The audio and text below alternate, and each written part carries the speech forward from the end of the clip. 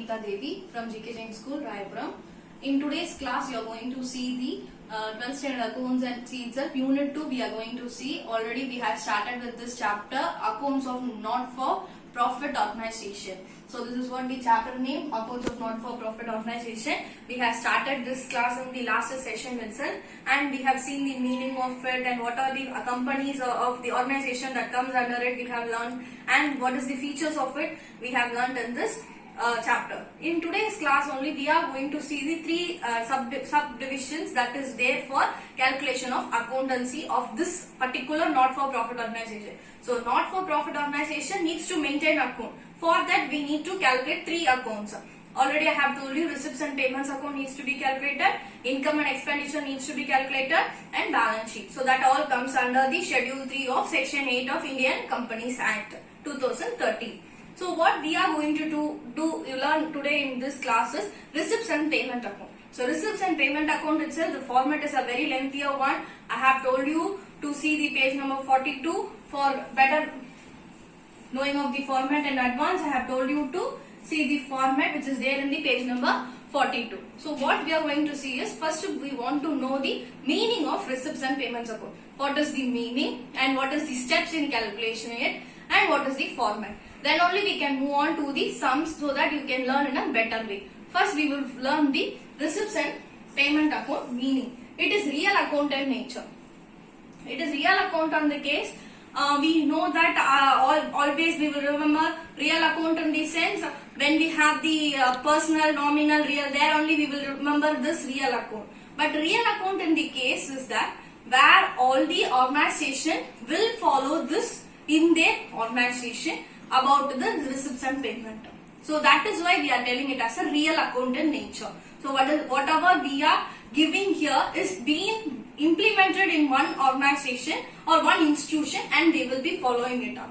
What are the institution it will follow? It is educational institution or the sports and recreation clubs, hospitals, there and all these accounts will be maintained. So that is what the first thing.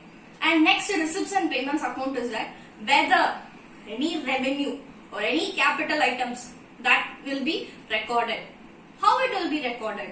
Where all the receipts in the case whatever you are receiving, all your received amount will be there on your debit side, and whatever you are making payment, that is giving the amount to the other person. So that all comes under your credit side. So this is how it will be categorized. The debit and credit, the format is nothing, it is very simple, where you will have the particular amount.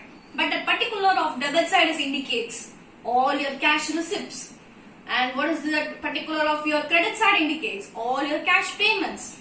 So how it is being going to be classified, that you will learn in the format and steps. But irrespective of the revenue or capital items, everything will be recorded. That is the main thing in your receipts and payment account. That is what, first we want to know what is revenue and then capital.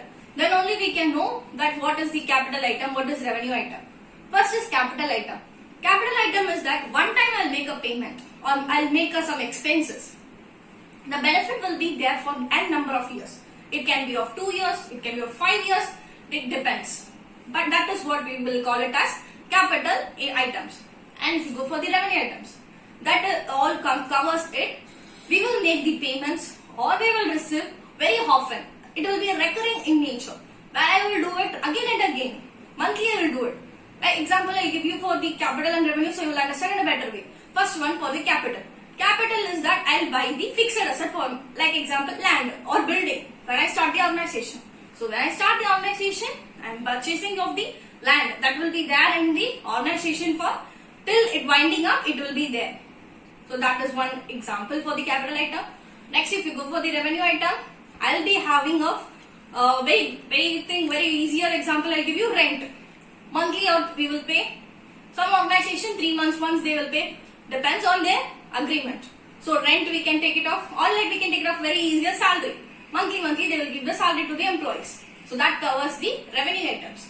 So the revenue items is that it will again and again it will come. Whatever it comes under the capital, one time I will do it, the benefit will be there for n number of years. So we know about what is capital and what is revenue. Now we move on to the receipts and payment account, how it is being going to be there. Whatever the capital receipts or revenue receipts, Receipts in the case I told you whatever you are receiving. So that will be there on your debit. Whatever the capital payment or the revenue payment, that all comes under your credit side. So that is what is the meaning of receipts and payment account. One more thing we will want to know is that in the receipts and payment account, previous year or current year or subsequent year, that is upcoming year, so all will be taken into the accounts. Like example, I will take off last year some payment I have missed, some payment has not been made. Now they are giving me. So I will take that also for this financial year. Now current year also I will record. In the upcoming, I want this much of goods for my organization. So now itself I will make payment. So I will give the amount. So that also I will record. So irrespective of the period, I will record all those entries in this receipts and payment. So that is what is the real meaning of receipts and payments account. Now we will move on to the steps in preparation of receipts and payment account. So we have the steps for preparation. I have told you we have the format of receipts and payment account. So in order to know the format in a shorter way, how to understand the format, the steps is being given in your textbook itself. So steps in preparation of receipts and payment account, it has been starts with the opening balance and end at the closing balance. That is how every format will be there, where we will start with the opening balance and end with the closing balance. The same format it will be there for your receipts and payment account also. So first thing, we will learn one by one steps how it is going to be categorized. First, opening balance. So we want to know, many students will fail to know that which is a debit side and which is a credit side. So I want to make it clear. I will write it on the debit and credit. So this is your debit side and this is your credit side. Now we will go for the sums. So because whenever I tell debit, which side it needs to appear, many confusion will be there. So now opening balance, cash and bank. What I will give you is, in the question beginning itself, opening cash balance or opening bank balance, they will mention. So where you need to enter? You need to enter it on your debit side. So that will be your first thing. Opening balance, cash and bank, debit. So that is on your debit side you will enter.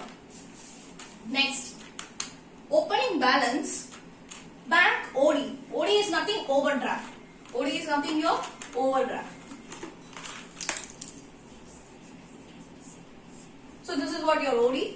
So whenever I have the opening balance, bank OD, where I will mention? I will mention it on the credit side.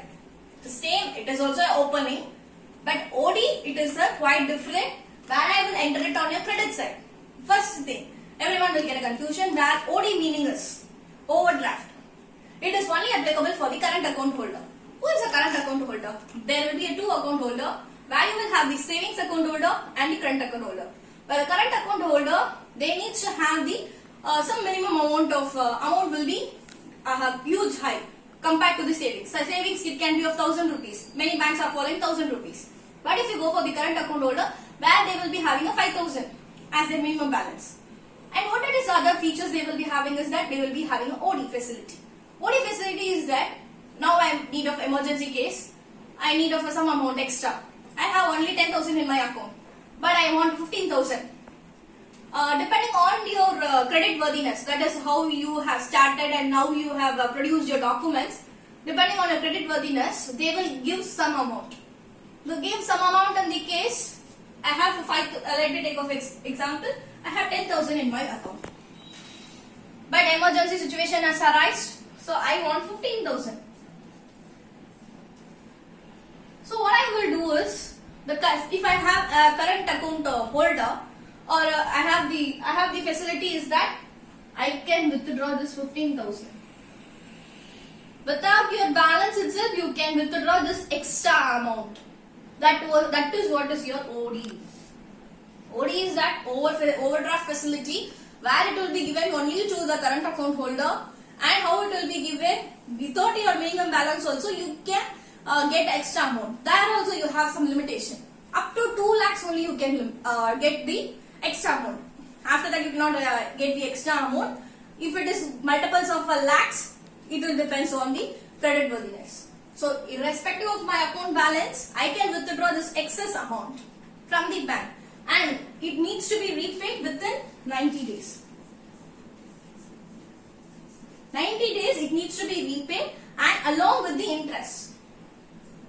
So the interest also needs to be paid. Interest in the case it can be of some bank commission. So that needs to be paid. So that is what your overdraft meaning. So now we have understood what is the overdraft. The excess amount I can withdraw from my bank account irrespective of my bank balance or my account balance. That needs to be repaid within some limited period and along with your interest and commissions.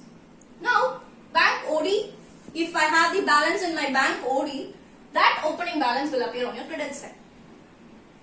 First thing, cash and bank balance.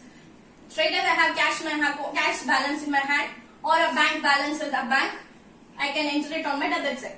If it is a bank OD, I should enter it on the credit side. So now one step is over.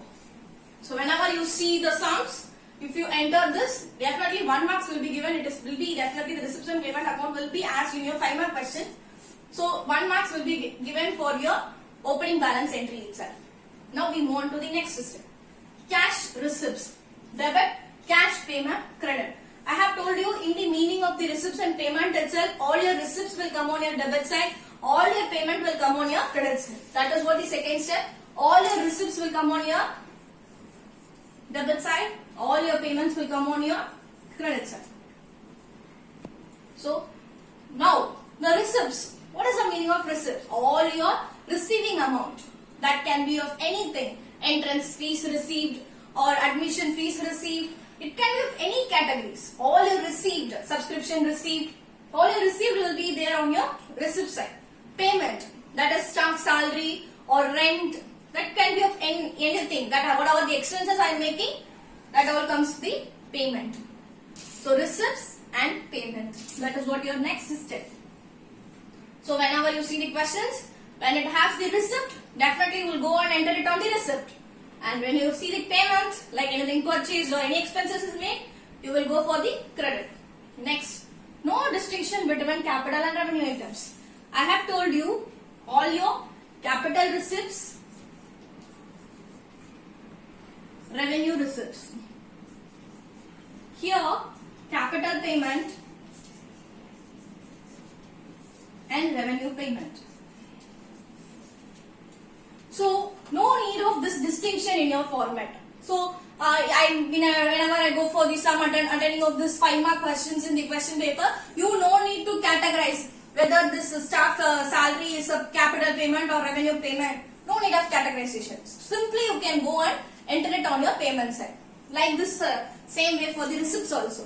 If I have the sale of fixed assets, I don't need to calculate make a difference that it is a capital receipts or revenue receipt. Straight away you can go and enter it on your receipt side. So that categorization or distinction is no need in the steps in the preparation of receipts and payment account. Next we move on to the debit, more, credit, closing balance of cash or bank. So first thing, when I have the balance of 15,000 this side, 15,000 I have this side balance. I have 10,000 only on this credit side. So I have the less amount on my credit, but I have the debit as more. So definitely my closing balance will appear on my credit side. So credit side, I will be having the closing balance. Whenever I have the credit side closing balance, it indicates that cash or bank. The opening can be of anything, but I have the closing balance on my credit side, it indicates that cash or bank balance. Closing.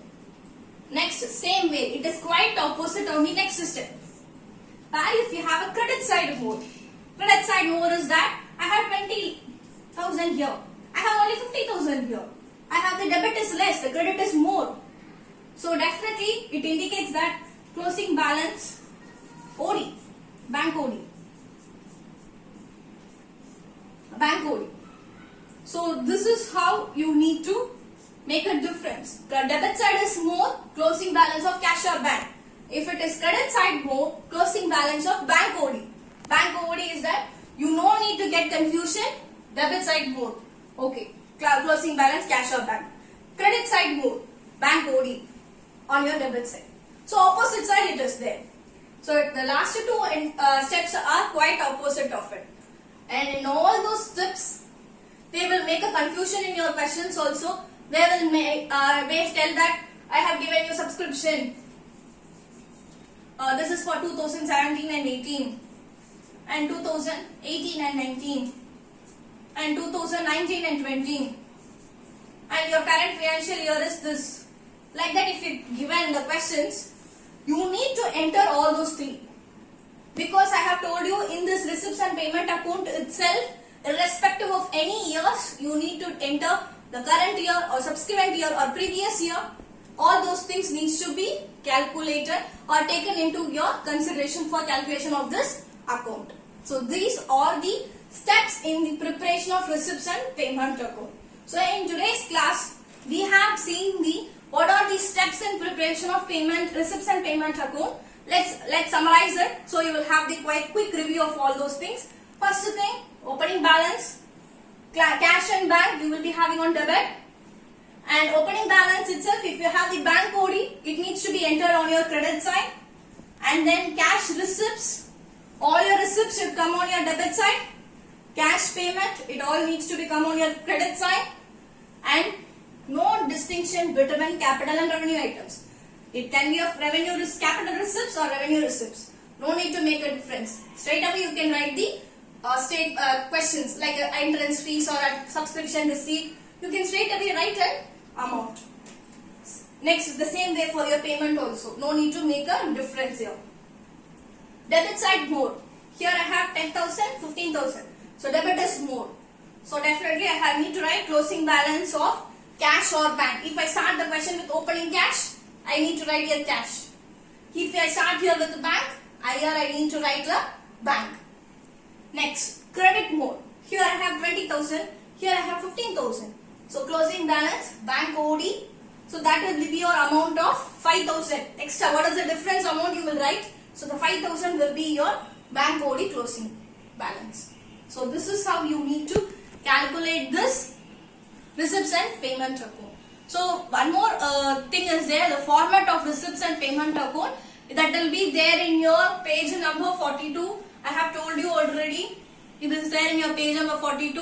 Go through all those statement or all those entries that is given in it. So you will understand what are the receipts and what are the payment. Before starting up a sums, you will make a understanding here. That quick step format of this I have given in the steps in the preparation itself. So in order to avoid that whole lengthy format, I have given the small steps in preparation. So in the next session, we move on to the sums in the receipts and payments account. So you will understand in a better way. Thanks for watching.